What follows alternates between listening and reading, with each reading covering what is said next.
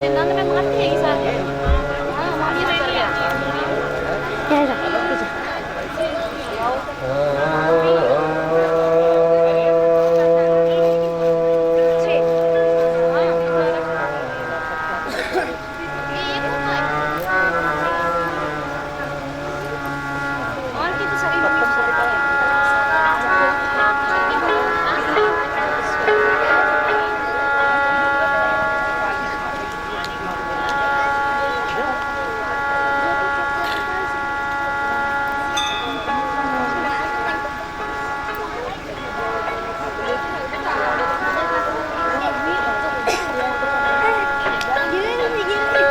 विनायकं गुरुं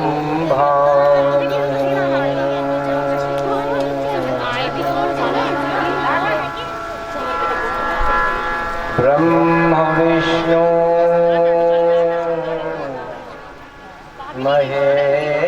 महेश्वरा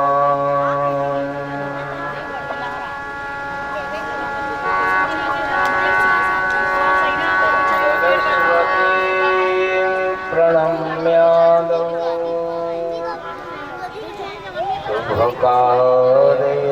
शुभकार्येषु सर्वदा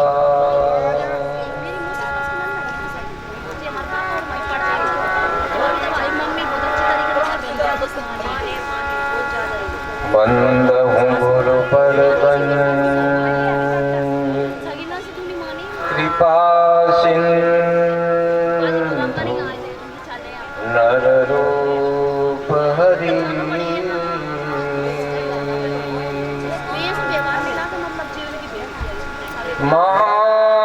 महामोहतम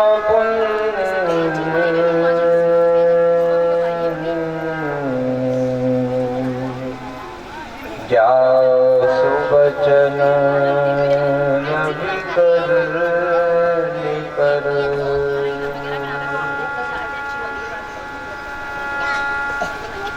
व्यासदेव सुखदेव श्री शौनक सूत प्रणाम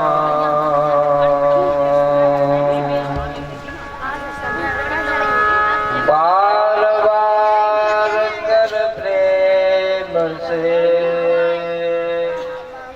कीजे पूर्ण काम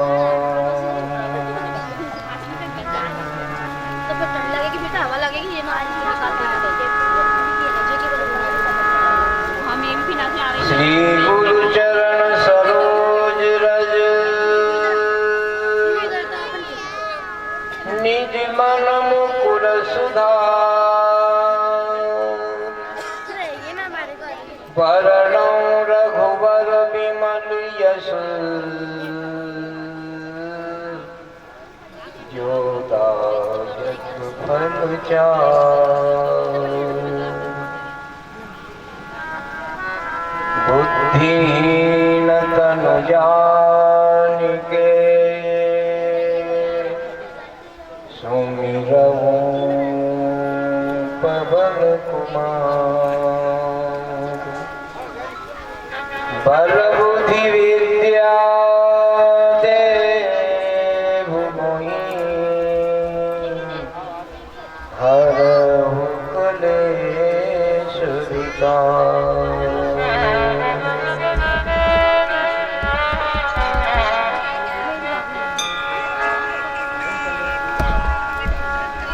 जय हनुमान ज्ञान गुण सागर सति लोक उजागर रामदूत अतुलित बल धामा अंजन पुत्र पवन सुत नामा महावीर विक्रम बजरंगी सुमति निवार सुमति के संगी कंचन वरण विराज सुवेशा कानन कुंडल कुंचित केसा नाग वज्र अरु ध्वजा विराजे पूज जनेऊ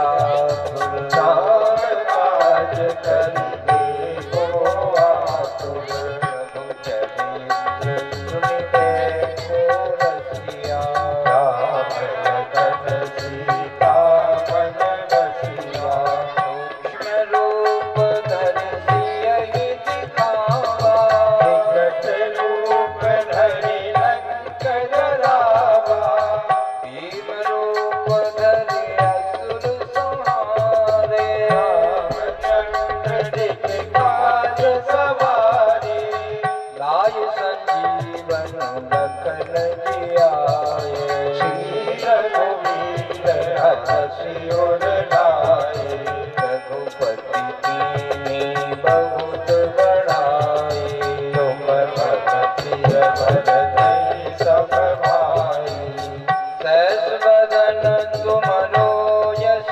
गावे कई श्रीपति कंठ लगावे कनकादिक ब्रह्मादि मुनीषा नारद सारद सहित अहीसा यम कुबेर दिगपाल जहांते कवि कोविद कहि सके कहाते तुम उपकार सुग्रीवहि कीना राम लाल राजपद दीना तुमरो मंत्र विभीषण माना लंकेश्वर भय सब जग जाना युग सहस्र योजन पर भानु जोताहि मधुर फल जानो प्रभु मुद्रिका मेलि मुख माही चलति लाग गए अचरज नाहि दुर्गम काज जगत के जैसे सुगम अनुग्रह तुमरे देखे राम दुआरे तुम रखवारे होत राजा तिनु पैसारे सब सुख लहे तुम्हारी शरणा तुम रक्षक काहू को डरना आपन तेज समारो आपे लो लोक हांकते गावे भूत पिशाच निकट नहीं आवे महावीर जब नाम सुनावे नासे रोग हरे सब पीरा हनुमत वीरा संकट से हनुमान छुड़ावे प्रभु वचन ध्यान जो लावे सब फल राम तपस्वी राजा तुझे काज सकल तुम सारा और मनोरथ जो कोई लावे कोई अमित जीवन फल पावे चारों युग प्रताप तुम्हारा जगत योगियारा सब संत के तुम रखवारे संत राम दुलारे दशरथ निधि के दाता सुवर दीन जानकी माला राम रसायन तुमरे पासा सदा रहो रघुपति के दासा तुमरे भजन राम को गावे सकल जगत के दुख बिसरावे अंत काल रघुपति भुल जाए हरि भक्त कहाई और देवता के तुम गई मट से सर्व सुख करई संकट कटे मिटे सब पीरा तुम्हारे हनुमत बल वीरा जय जय जय हनुमान गोसाई कृपा करो गुरुदेव की नाई जय सतबार पाठ कर जोई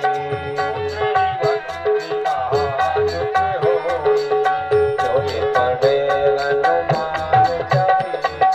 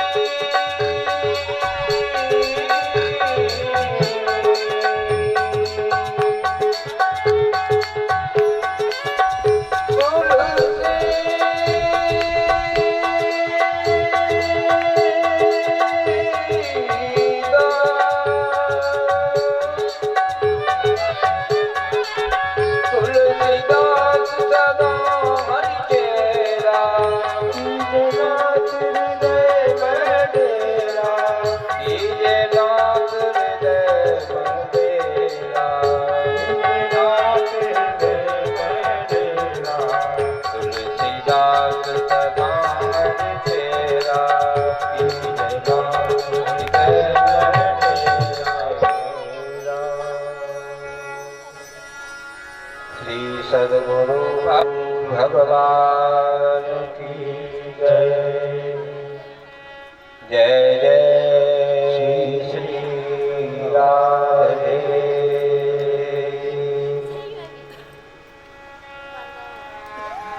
प्रातः स्मरणीय श्री सद्गुरु भगवान के युगल चरणों में हमारा सबका प्रणाम स्वीकृत हो। पुराण पुरुषोत्तम श्रीमद् भागवत महापुराण जो भगवान श्री कृष्ण का प्रत्यक्ष स्वरूप है, उन पुराण पुरुषोत्तम को हम प्रणाम करें। जिन व्यास देव जी ने इस पुराण की रचना की और अपने पुत्र सुखदेव जी के मुखारविंद में इसको रखा, उन श्री सुखदेव जी महामुनि के द्वारा आज हमें इस कलयुग में ऐसा ये अनुपम ग्रंथ श्रवण करने को प्राप्त हो रहा है। ऐसे उस पुराण रचयिता को, सुखदेव जी महामुनि को, समस्त ऋषियों को, जिन्होंने हमारे उद्धार के लिए अनेक ग्रंथों की, पुराणों की रचना करके हमारे लिए भव सागर से पार उतरने का सरल उपाय बताया है, वो सब ऋषि महर्षि हमारे ऊपर कृपा करके आशीर्वाद प्रदान करें। इस पावन बेला में उपस्थित भगवत चरणानुरागी प्रेमी भक्तजन, माताएं, बहनें, आगंतुक मेहमान, सभी को बांके बिहारी जी की कृपा प्राप्त हो। आप जिस जिस भाव से इस कथा को श्रवण करने पधारे हैं, उन भावनाओं को परमेश्वर पूर्ण करें। मंच पर आसीनस्थ पंडित जी श्री रामचंद्र जी, कृष्ण गोपाल जी और हमारे कलाकार बंधु रामविलास जी वाइलिन वादक एवं अंतिम जी तबला वादक, लखन भैया पैड वादक, इन सबको भगवान का शुभ आशीर्वाद प्राप्त हो। विप्र देवताओं के शुभ आशीर्वाद से भगवान की कथाएं आप तक पहुँचे और आपके अंतःकरण मन को पवित्र करें। कथा प्रारंभ होने से पूर्व थोड़ी सी देर हम श्री राधा रानी का नाम स्मरण करेंगे।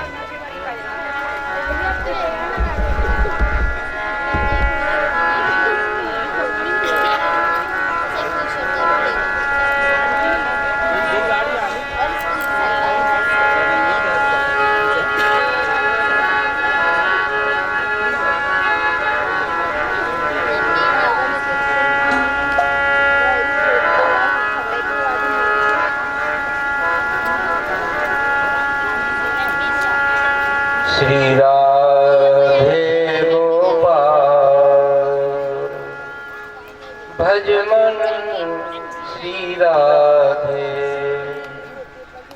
श्री राधे गोपाल भज मन, श्री राधे।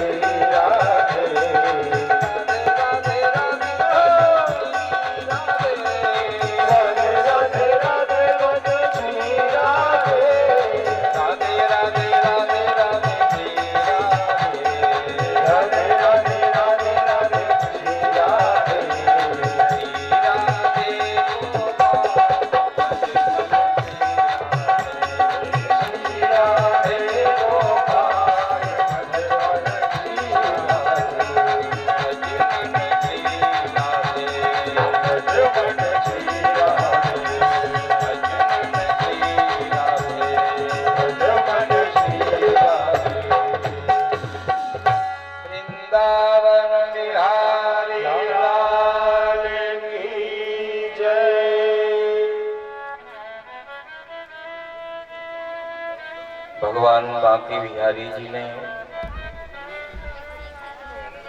इस भूमंडल पे अवतरित होकर ऐसी मनोहर लीलाएं की है कि उन लीलाओं को देख देख करके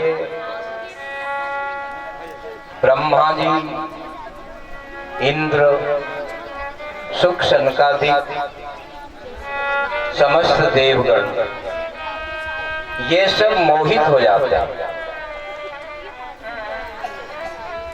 एक दिन भगवान ग्वालों की मंडली में बैठ करके ग्वालों के भोजन में से भोजन उठा उठा करके खाने लगे। ग्वालों की झूठन भगवान उठा उठा कर चख रहे हैं। ये लीला देखकर ब्रह्मा जी के मन में ऐसा मोह हुआ कि ये भगवान है या कोई साधारण ग्वाल है। अवतार तो लिया है भगवान ने, पर ये भगवान नहीं हो सकते। हम नहाते हैं, धोते हैं, प्रायश्चित प्रयोग करते हैं, दशविध स्नान करते हैं, बहुत पवित्रता के साथ भगवान की सेवा पूजा करते हैं, फिर भी इतना भय लगता है कि कोई वस्तु अपवित्र नहीं हो जाए। बड़ा ध्यान से उनको उठाते हैं, चढ़ाते हैं, और वो भी हजारों में एकाध भक्त की मंजूर होती है। तो ये भगवान कैसे हैं कि जो जात पात ऊंच नीच कोई पता नहीं, सबका झूठन प्रसादी पा रहे हैं। तो उस चक्कर में ब्रह्मा जी ने भगवान के बछड़े और ग्वालों को चुरा दिया। देखे अब बिना ग्वाल बछड़ों के कैसे काम चलेगा, तो भगवान ने ऐसी लीला करी कि जितने ग्वाल बछड़े ब्रह्मा जी ने चुराए थे उतने ही रूप भगवान ने अपने खुद के बना लिए। और ऐसा नहीं कि किसी को कुछ महसूस हो गया हो। जो बछड़ा जिस रंग का था, जैसा था, वैसा ही रूप भगवान का है। जिस ग्वाल के पास में रोटी बांधने का जैसा कपड़ा था वैसा ही कपड़ा भी है, जैसा डंडा था, जैसी गेंदें थी, खेल खिलौने सब वैसे के वैसे ही, अलग अलग। पर जो सारी दुनिया में अलग अलग रचनाएं कर सकता है उसको इतनी सी बड़ी बात करना कोई आश्चर्य नहीं है। तो ब्रह्मा जी भी उनकी लीला को देखकर उन्हें नहीं समझ पाए। गोवर्धन की पूजन कराकर इंद्र की पूजन का खंडन करवाया तो इंद्र अभिमान से युक्त था, ब्रजवासियों के ऊपर क्रोध आया और आदेश दिया सामवर्तक गणों को कि प्रलय काल में जो पानी बरसता है वो बरसात करके ब्रजवासियों को डुबो दे। घनघोर घटाएं, बरसात प्रारंभ, हाथी की सूंड की तरह धाराएं, बिजलियों का चमकना, बादल का गरजना, महाप्रलय काल का जैसा उपद्रव होने लगा। तो भगवान बांके बिहारी जी को ग्वाल वालों ने कहा, कन्हैया अब तुमने हम सबको मरवाए बेमौत। पहले ही मना किया था बाबा ने कि इंद्र देवता का पूजन खंडित मत करो, तूने ही नहीं माना। अब बचा, अब कैसे बचेगा, ये पूरा ब्रज डूबा जा रहा है। भगवान ने कहा हो तो गया काम, अब मैं क्या करूं। जिसका पूजन किया उसी गोवर्धन को चल करके कह दो सब, वो बचाएंगे बचाएंगे तो मैं कैसे बचाऊं, चलिए सब। तो भगवान सबको गिरिराज के पास ले गए और भगवान ने कहा भैया गोवर्धन महाराज को प्रणाम करके कहो, हे गिरिराज धरण हमारी रक्षा करिए, इस प्रलय काल दृष्टि से सबको बचाइए।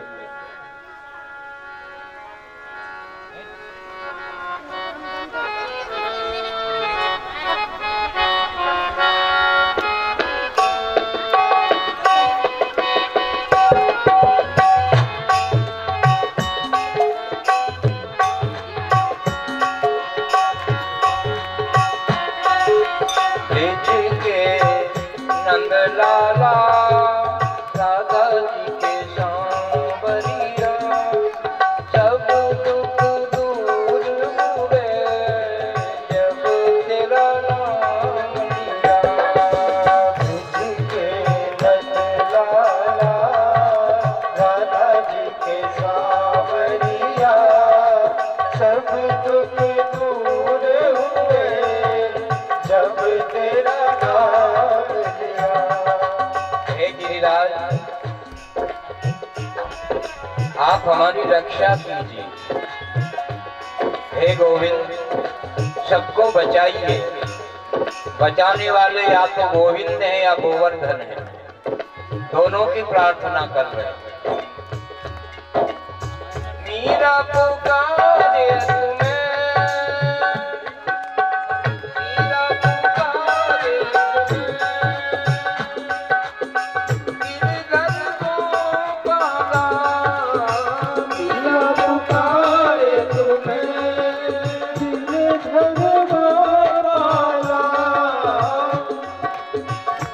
जब मीरा ने आपको पुकारा तो आपने कृपा करी, बन गया अमृत जिसका भरा प्याला, बन गया अमृत जिसका भरा प्याला, जिसका भरा प्याला, जिसका भरा प्याला। कौन मिटाए उसे जिसे तूने राख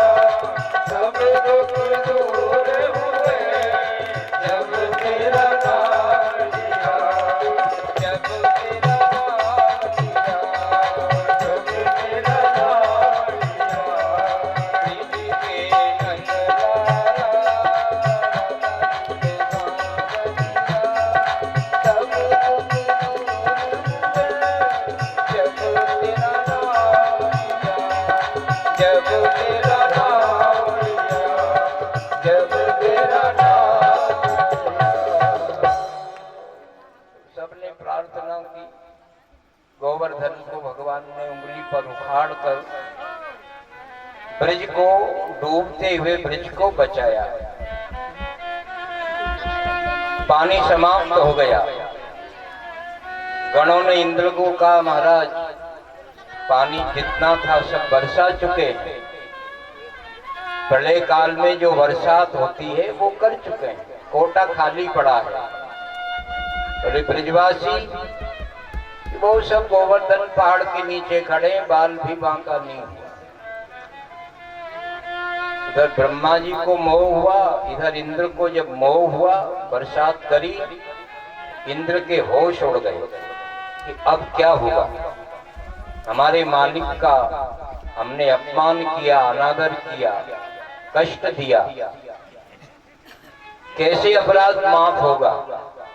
तो इंद्र दौड़ करके ब्रह्मा जी के पास पहुंचा, नमन किया, प्रार्थना करी कि पितामह, बोले क्या बात है कि मेरे से बहुत बड़ी भारी भूल हो गई। बोले क्या हुआ कि एक दिन मेरा पूजन नहीं किया ब्रजवासियों ने, इस कारण गुस्से में आकर मैंने सबको डुबोना चाहा, लेकिन नंद बाबा के पुत्र ने इतने बड़े भारी पहाड़ को, जिसकी अवस्था 7 वर्ष की है, उसने अपनी केवल उंगली के ऊपर रखा और सब ब्रज को बचा दिया। तो वो कौन है? क्या भगवान है वो? मैं तो भ्रमित हो रहा हूं, मुझे कुछ सूझबूझ नहीं। आप कृपा करें, मेरे अपराध को माफ करवा दो, आप मेरे साथ चलो।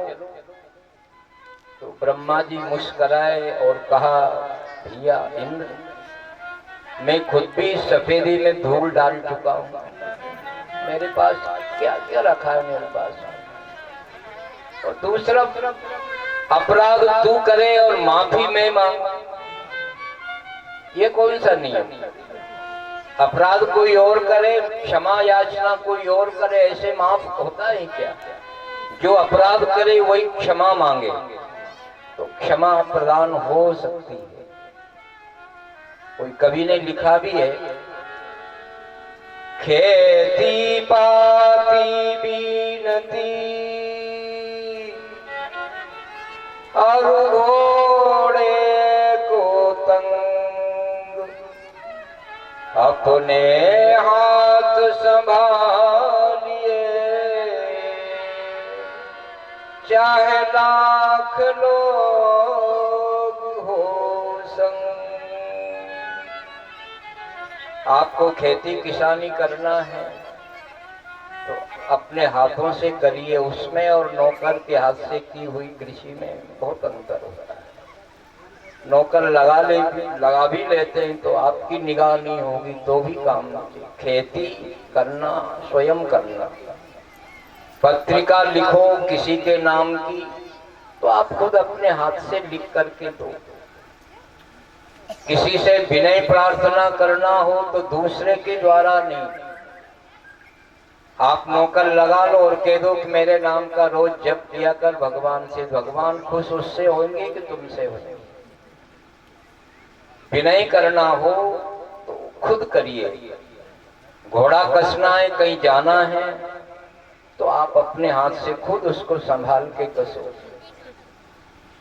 ये कुछ बातें ऐसी है जो अपने आप को करना चाहिए। ब्रह्मा जी ने कहा, भगवान तो बहुत अच्छे स्वभाव के हैं, तू जा तो सही, भले ही तूने कितना भी अपराध किया होगा, मेरे जैसी गलती तो तूने करी नहीं। जब मेरे अपराध को भगवान ने क्षमा कर दिया तो तुझे भी भगवान माफ करेंगे। तो जाकर के भगवान के चरणों में गिर जाना। इंद्र, भगवान का जो स्वभाव है उससे ज्यादा अच्छा स्वभाव और किसका हो सकता है। हम भगवान को भले ही याद करते हो नहीं करते, लेकिन भगवान तो याद करता है। कब कब याद करता है? प्रत्येक श्वास पर अपने नाक के दोनों छिद्रों से अपनी हवा निकल जाती है। वो क्या है? अपनी मौत है। बाहर निकलने वाली हवा यदि लौट कर नहीं आएगी तो फिर हम जिंदा रहेंगे क्या। पर भगवान की कितनी बड़ी कृपा है कि निकली हुई हवा वापिस आ जाती है। अपने मोटरसाइकिल के ट्यूब की हवा निकल जाए तो वापिस आएगी क्या? नहीं आएगी।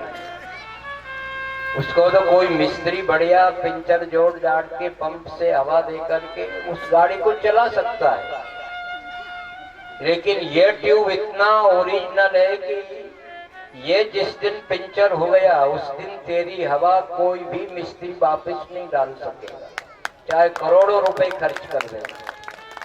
इसलिए ये परमात्मा की एक दया है कि हमारी हर श्वास अपने आप निकल रही है, अपने आप आ रही है। शिवजी पार्वती को कहते हैं उमा राम स्वभाव जहि जाना, ताहि भजन तजे भावना।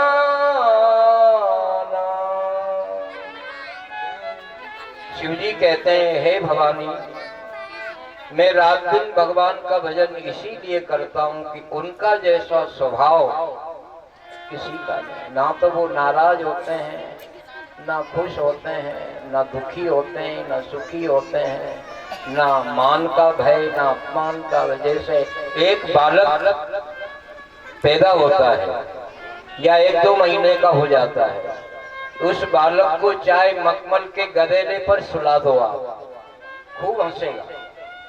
चाहे उस बालक को धूल में डाल दो तब भी हंसेगा। कोई हजारों गालियां बको तब भी बालक को बुरा नहीं लगता है, हंसता है। लाखों बार उसकी बड़ाई करो तब भी, घर में कोई हानि हो जाए या फायदा हो जाए, कोई मर जाए, कोई जन्म ले ले, उसके लिए कोई परवाह नहीं, हर हाल में खुश। तो भगवान का स्वभाव कैसा है? बालकों की तरह। इसलिए रामायण में प्रथम रचना करी तो उसका नाम बालकांड रखा। मनुष्य का स्वभाव यदि बालक की जैसे हमेशा बना रहे तो फिर कहना ही क्या है। भगवान का स्वभाव कैसा है? बालक की तरह। वो किसी के अपराध को लाते ही नहीं है ध्यान में। इंद्र गया, भगवान के चरणों में गिरा, अभिषेक पूजन किया, क्षमा मांगी और कहा प्रभु मेरे अपराध को क्षमा करना, मैं तो आपका छोटा सा सेवक हूँ, भूल हो गई। भगवान ने कहा इंद्र भूल हो गई, कोई बात नहीं है, लेकिन अब आगे ध्यान रखना, अभी मेरी बहुत सारी लीलाएं बाकी है, मैं भगवान ही हूं ना, अब मत भूलना।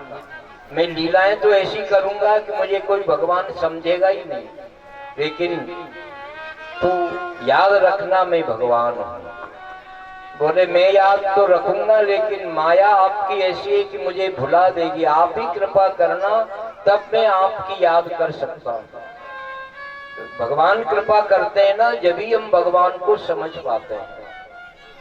प्रयास सभी करते हैं, लेकिन जिसके ऊपर राम जी की कृपा हो जाए या भजन करने वाले का उतना अंतरात्मा भगवान में जुड़ जाए तो भगवान है, वो कोई हमसे दूर नहीं।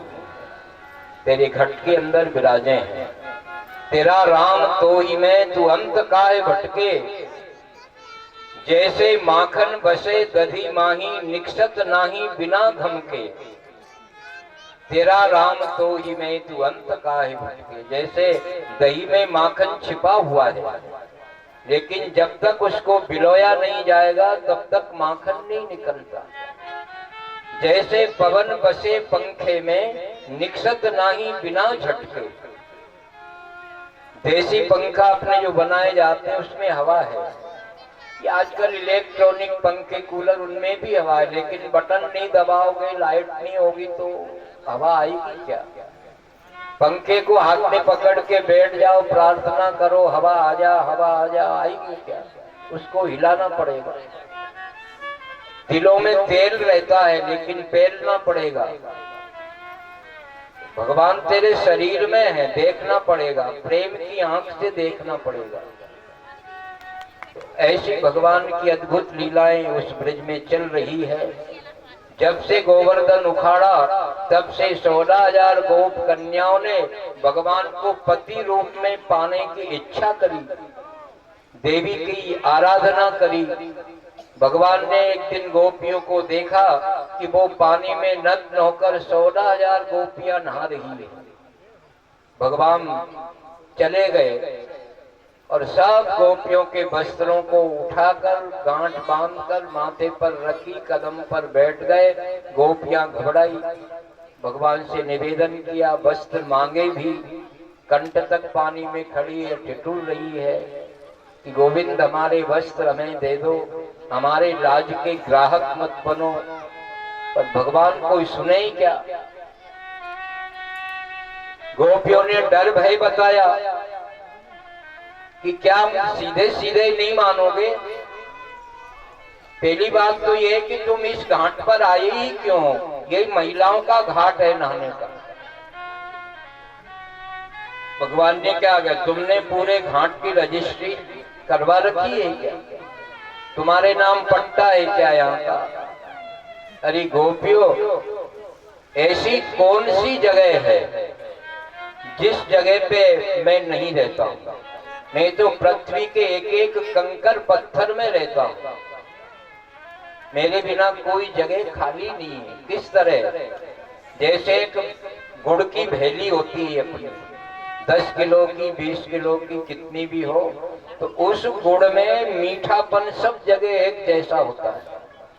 ऐसा नहीं कि उस भेली के अंदर से गुड़ खाओगे तो ज्यादा मीठा होगा, अगल बगल से खाओगे तो कम मीठा होगा। नहीं, गुड़ में, भेली में सब जगह मीठापन एक जैसा है।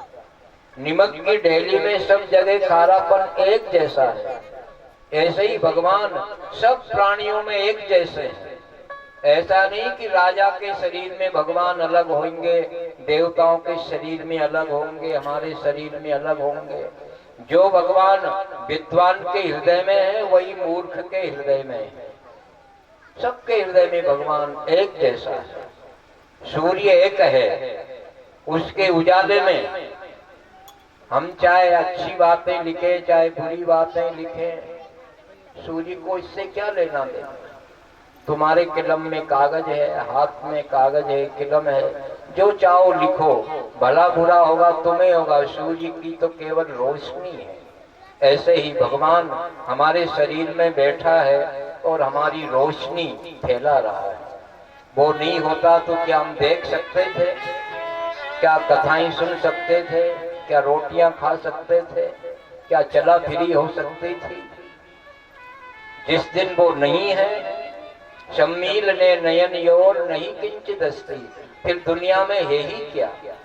और ऐसे भगवान को ढूंढने के लिए परेशान क्यों हो रहे हैं।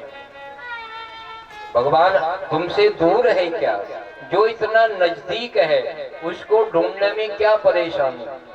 भगवान कहते, गोपियों मैं तो घट घट में रहता हूँ और मैं तुम्हारे वस्त्रों को करूंगा क्या। आ जाओ, एक एक करके आ जाओ, चाहे थोक में आ जाओ, चाहे 10-10, 5-5 मिल के आ जाओ और ये अपने अपने वस्त्र सब ले लो। गोपियों ने कहा नहीं, आप तो रख दो और चले जाओ। अब इनका जो प्रेम है कितना पवित्र है, गोपियां कितनी पवित्र है। भले ही वो भगवान को पति के रूप में चाहती हैं, लेकिन भावना उनकी ऐसी है कि जन्म जन्मों का ये काम शत्रु हमारा भगवान के अंग स्पर्श से नष्ट हो जाएगा। जिन गोपियों के शरीर के उतारे हुए वस्त्र भगवान ने अपने माथे पर रख लिए, गोपियां कितनी पवित्र होगी। हम में से कोई एक भी व्यक्ति ऐसा है क्या कि जो अपना कुर्ता उतार के गुरु महाराज को पहना दे जाकर, कोई की है हिम्मत। लेकिन वो गोपियां कितनी पवित्र है जिनके उतारे हुए वस्त्र भगवान ने माथे पर रखे। पवित्रता अगर हम में है तो कोई भय नहीं। वे बांके बिहारी जी को गोपियों ने कुछ डराया धमकाया कि सीधे सीधे नहीं मानोगे तो हम तुम्हारी रिपोर्ट करेंगी। अब मथुरापुरी में कंस राजा के यहाँ जाकर तुम्हारी रिपोर्ट करवाएंगी कि जो व्यक्ति महिलाओं को एकांत में परेशान करता है उसको क्या सजा मिलती है। जब वहां डंडे पड़ेंगे ना कंस राजा के तो सब अकल ठिकाने आ जाएगी। तो भगवान मुस्कुराए और कहा यदि तुम कंस राजा से पिटवा दो, जेल में बंद करवा दो तो जिंदगी भर तुम्हारे गुण गाऊंगा। वो क्यों ने कहा बड़ी गजब की बातें करता है। कोई साधारण सा व्यक्ति भी जेल में नहीं जाना चाहता और ये कहता है कि जेल में भिजवा दो तो बहुत अच्छी बात है। तो गोपियों ने कहा क्या तुम्हें जेल का भय नहीं? कंस राजा से नहीं डरते तुम? भगवान ने कहा गोपियों तुम पागल हो। जहां तुम मेरा रिपोर्ट कर रही हो वो राजा मेरे सगे मामा जी, फैसला मेरे पक्ष में होने वाला है। दूसरी बात यह है कि उस कंस राजा की जेल में ही मेरा जन्म हुआ है। अगर मैं उसी जेल में वापस पहुंच जाऊं तो मुझे अपनी जन्मभूमि के दर्शन हो जाए। जहां हमारा जन्म होता है वो हमारी जन्मभूमि हमारी माँ के समान होती है। भगवान राम ने 14 वर्ष तक अयोध्या की माटी को साथ में रखकर उसका डेली पूजन करना, दर्शन करना, प्रणाम करना। जननी जन्मभूमिष्ठ, ये जो पृथ्वी है हमारी माता है, जन्मभूमि हमारी माता है। तो भगवान कहते हैं गोपियों तुम जेल में बंद करवाओ, तैयार हूं। और दूसरी बात कंस से तुम्हारा क्या रिश्ता है? रिश्ता तो मेरा है ना। और ये याद रखना मैं कंस को मारने के लिए ही आया हूं। कंस का वंश जितना भी होगा एक भी नहीं बचने दूंगा। गोपियों ने कहा फिर अब क्या किया जाए? तो 2-4 गोपियों ने कहा जब हम इनको अपना पति मान चुकी है तो पति से पत्नी को क्या शर्म है, चलो। तो सब गोपियां बाहर आ गई, अपने अंगों को अपने हाथ से ढका।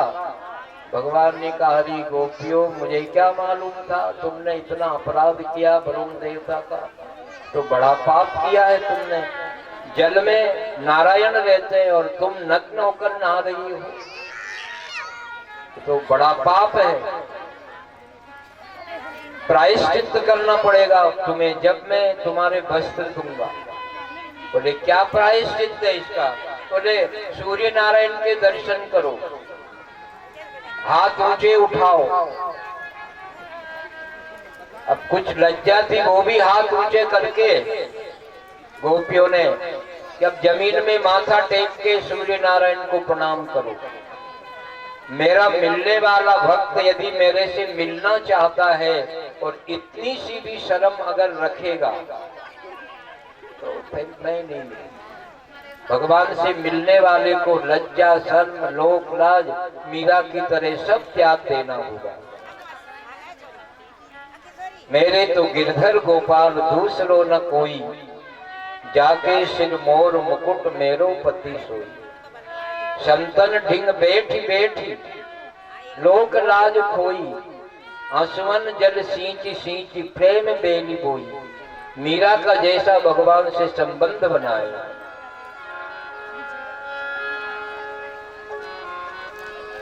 तुम जो तोड़ो पिया, मीरा के भाव हैं, मैं ना ही तोड़ूं।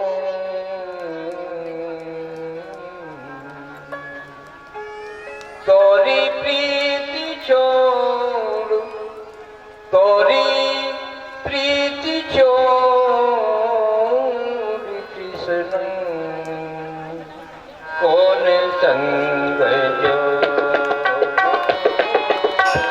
कौन संग जो।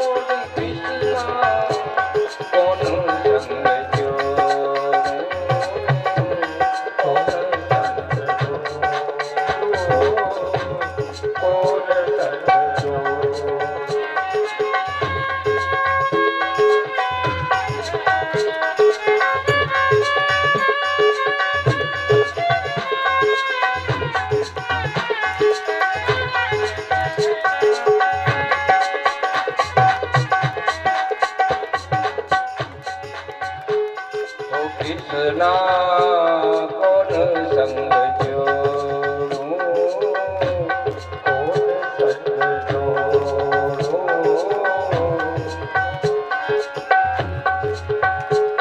तुम भय मोती हम भय धागा, तुम भय मोती हम भय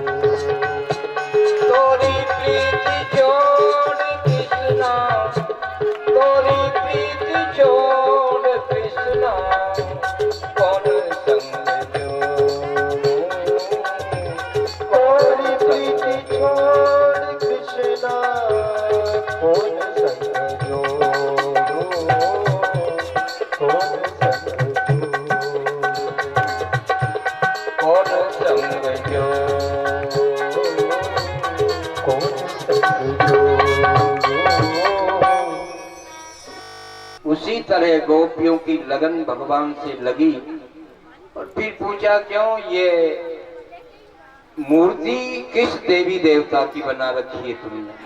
एक मूर्ति बनाई थी कन्याओं ने,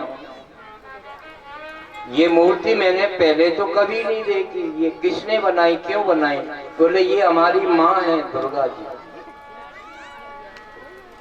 बोले तुम क्या करती हो यहाँ पर? कि हम अपनी माँ से कुछ मांगती हैं रोज।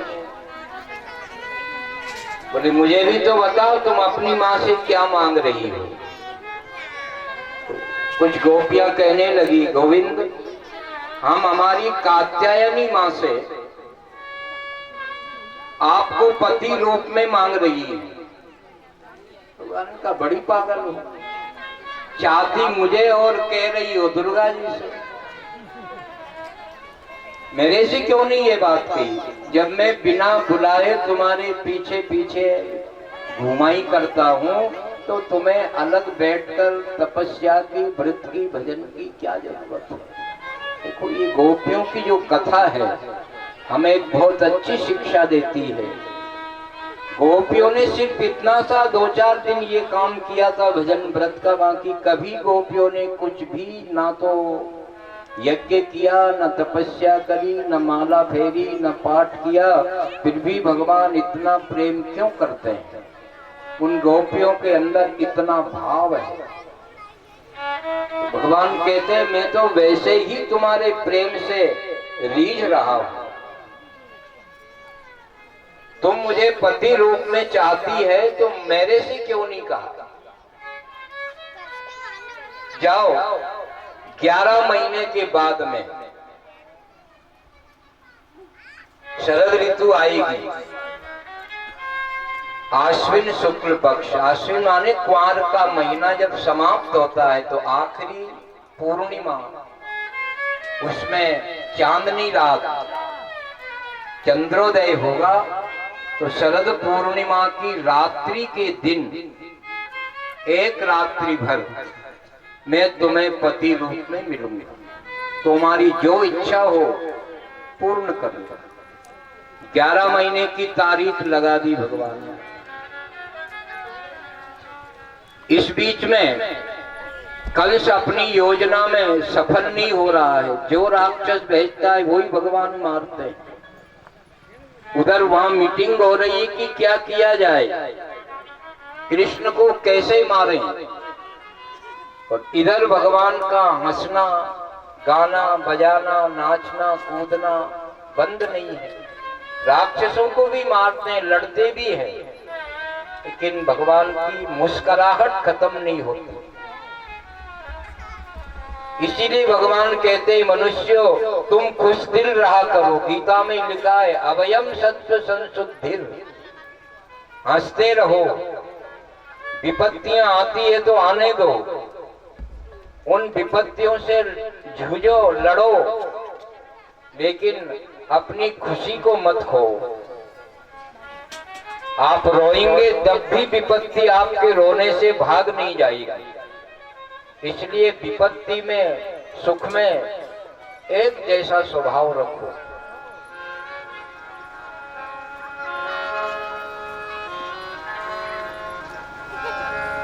तो 11 महीने की तारीख लगी। अब भगवान ने ये वरदान कब दिया था? शिशिर ऋतु में। अभी जो ऋतु कल ही समाप्त हुई है, कल से वसंत प्रारंभ हो गया है। तो शिशिर ऋतु में ये वरदान दिया। ज्यादातर भगवान की जो लीलाएं हुई ना, वो ठंड के मौसम में अधिक लीलाएं करी। तो अगले शुक्ल पक्ष क्वार में पूर्णिमा की रात्रि को मैं तुम्हारी इच्छा को पूर्ण करूंगा। जब तक 11 महीने हैं। गोपियों ने कहा, अब ये टाइम कैसे निकलेगा? रोज उठती है, रोज गिनती, आज 1 दिन, 2 दिन, 3 दिन, 4 दिन। बड़ा मुश्किल लग रहा है कि 11 महीने कब खत्म हो जाएगा। शरद ऋतु को रोज बुला रही है, शरद ऋतु आजा, जल्दी आजा, जल्दी आजा। और शरद ऋतु ऐसे आती है क्या? सब मौसम अपने अपने टाइम पर आते हैं, ना बुलाने से आते ना भगाने से जाते हैं। सब मौसम भगवान के बनाए हुए हैं। और उधर भगवान की जो लीलाएं हैं, भगवान का गायन, वादन, नृत्य, ये सब मौसम के अनुसार होता है। भगवान ने सर्दी में पहलवानों के साथ में कुश्ती करना। वो ठंड का मौसम है ना, कसरत करोगे तो शरीर में ठंड कम व्यापेगी। मौसम के हिसाब से भगवान गाते थे, मौसम के हिसाब से वो लीलाएं करते थे। अब धीरे धीरे बसंत ऋतु आया ब्रज में। अब बसंत पंचमी निकल गई है। कितने दिन हो गए? अभी निकली है, कल ही निकली। तो बसंत पंचमी से बसंत प्रारंभ होता है। फागुन चैत, वैसे सूर्य के गणना के हिसाब से महीने चाहे आगे पीछे हो जाए, वहां की 2 महीने रहती है। और अक्सर कर बसंत ऋतु में होली मनाई जाती है। अब ब्रज में होलियां आज भी बहुत प्रचलित है, प्रसिद्ध है। तो वो होली का जब पर्व आया तो सब ब्रज के छोटे मोटे, बड़े बूढ़े, गोपी ग्वाल इकट्ठे हो गए। पहले तो सब अलग अलग अपने अपने गांव में मना लेते थे, लेकिन नंद बाबा जब से आए हैं तब से होली सब इकट्ठे होकर के एक जगह मनाते हैं, बड़ा आनंद लेते हैं। तो सब इकट्ठे हुए हैं। नियम बना लिया होली को कैसे ढंग से खेलना है। बूढ़े बूढ़े ग्वाल एक तरफ हो जाना, बूढ़ी गोपियां अलग, छोटी कन्याएं अलग, जवान गोपियां अलग, बूढ़े ग्वाल अलग, जवान ग्वाल अलग। अपने अपने सेटिंग से उन्होंने तैयारियां की है। ये होली का कुछ प्रसंग आया है, तुम भी सबसे पहले एक होली गुरु महाराज के चरणों में समर्पित करें। अभी कुछ धमैया नहीं करना है, जब इशारा हो तब तिलक लगाना है सबको।